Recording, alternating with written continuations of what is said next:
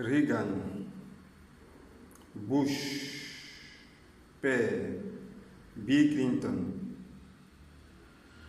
Bush fils, Obama, Trump, Biden, tous ces dirigeants des États-Unis étaient opposés les uns aux autres lors de leur campagne électorale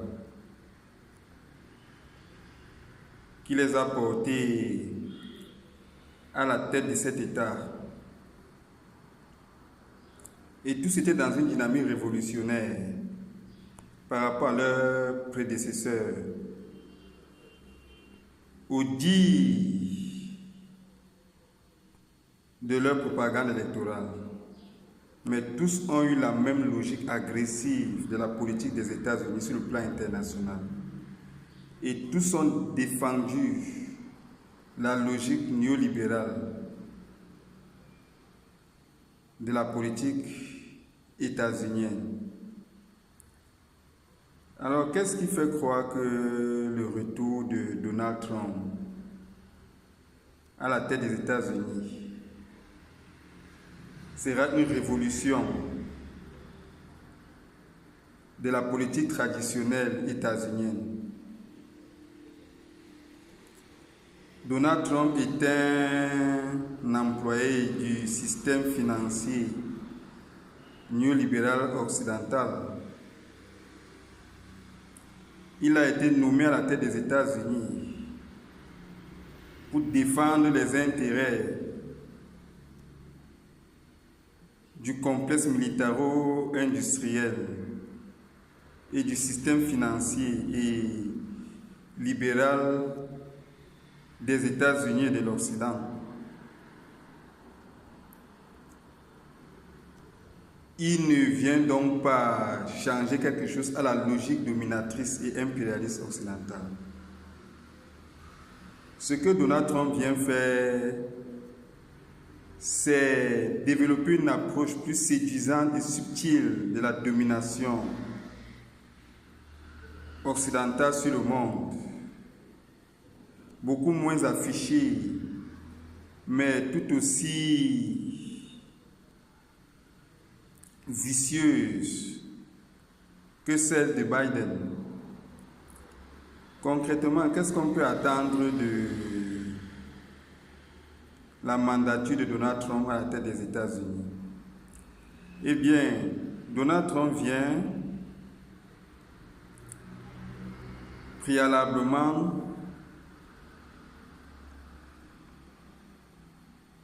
gérer rationnellement le conflit en Ukraine en faveur des intérêts occidentaux,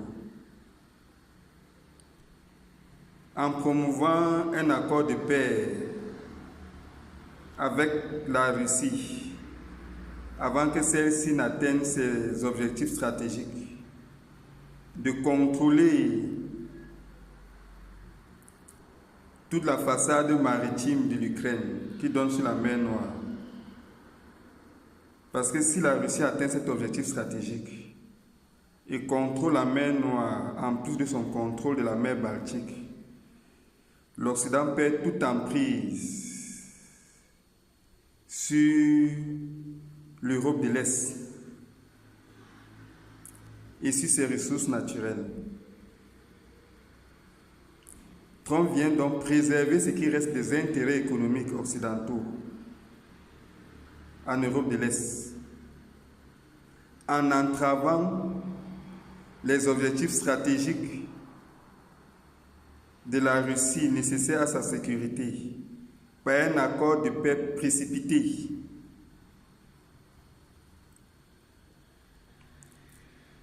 Ce qu'il faut aussi attendre de Donald Trump, c'est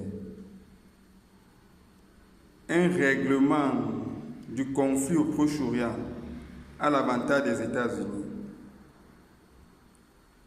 Trump vient négocier un accord de paix avec Netanyahou avant que celui-ci n'atteigne ses objectifs stratégiques sécuritaires, de contrôler toute la façade maritime du Proche-Orient qui donne sur la Méditerranée.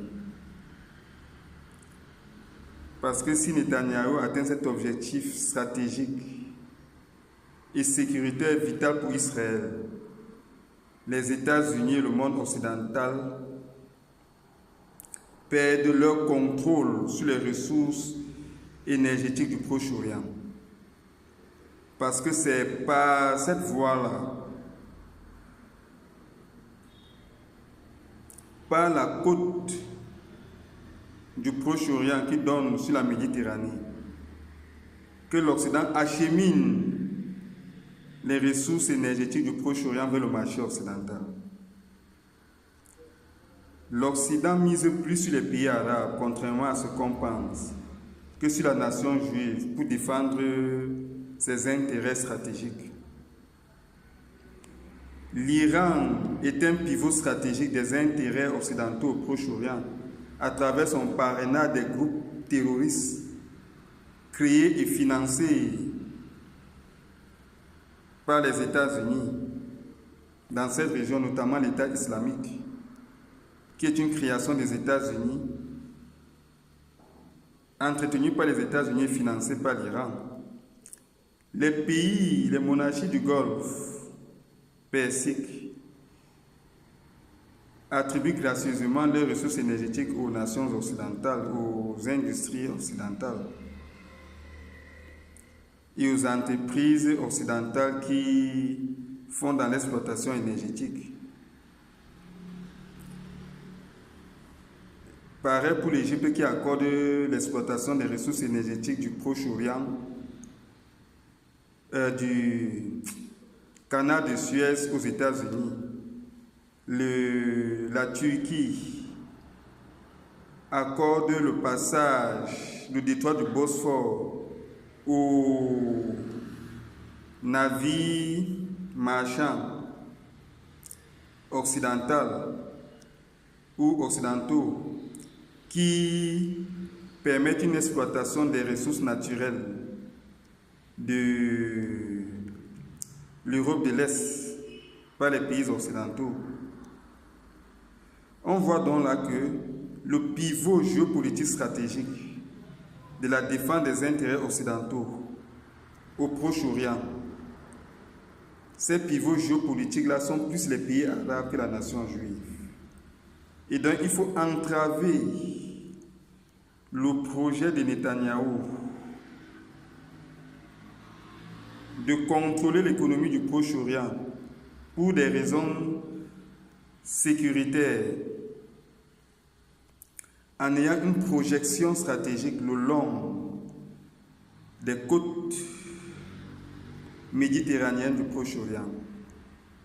Et si Donald Trump n'atteint pas ses objectifs stratégiques au Proche-Orient et en Europe de l'Est, alors il va se rabattre vers l'Afrique. Il faut s'attendre donc aux tensions de haute intensité en Afrique sous la mandature de Donald Trump. Il serait difficile que l'Occident, dont l'essence est fondamentalement nazie, s'en prenne aux Slaves, aux Juifs et épargne les Noirs. Parce que ces trois entités sont clairement définies par des théories nazies comme étant des cibles à abattre. Voilà donc en résumé la mission de Trump et ce qu'il faudrait sans doute attendre de sa mandature présidentielle à la tête des États-Unis.